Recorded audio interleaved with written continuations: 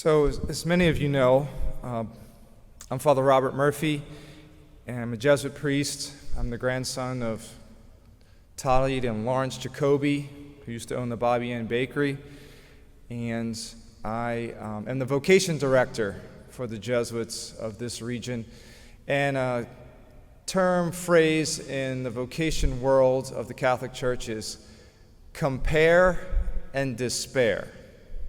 So what do we mean? Well, when we're working with individuals thinking about serving the church, particularly as priests or Jesuit brothers, they can look at other guys and be like, oh, I'm not as good as him, I'm not as smart as him, I don't have these gifts.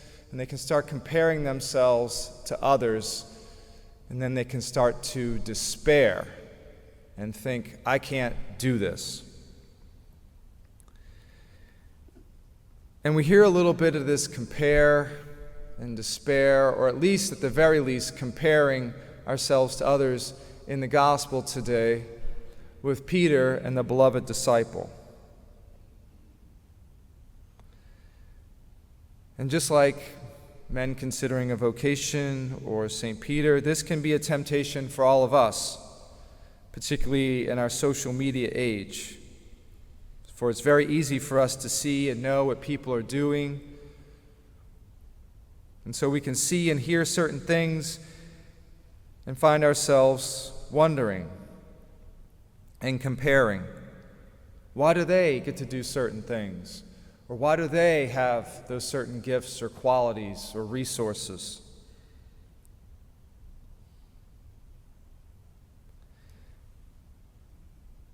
And that can lead us in one of two directions. We can despair, or we can become judgmental as we compare ourselves to others.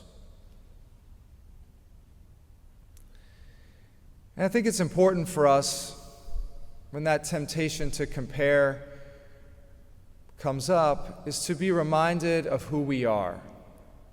We heard a little bit of that in the gospel yesterday, of Jesus reminding over and over again Peter who he is.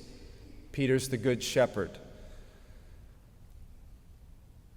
And so seeing other people's gifts, instead of causing despair or judgmental, can be a time for us to reflect on, well, what are my good gifts? I'm God's beloved son or daughter. What are my gifts or qualities? Maybe people look at me and see my good gifts and qualities, and maybe they, despair or compare. And so we can look in and see, God's blessed me, I'm God's beloved son or daughter, God's given me these gifts. How do I then want to share my gifts? Instead of thinking I don't have certain gifts, or I don't have the gifts that others have. And in that, God has a plan for each one of us. God has a plan for these other people, but God has a plan for us. And that's what Jesus highlights for Peter. Because he's asking, what about him? And you have this plan. And he's like, focus on the plan that I've given to you. Because I know the gifts that I've given you, and those are the gifts I need you to do your plan, not someone else's plan. And so sometimes we can find ourselves, my brothers and sisters, in a similar position to Peter. We can hear something about someone else, and we can be taken aback and wonder, why not me? But instead of that, we can think of, why me, Lord? Why have you given me these gifts, and what are you calling me to do with it? And I think if we live out of that grace, that mentality, that can keep us away from despair, and that can keep us away from becoming judgmental.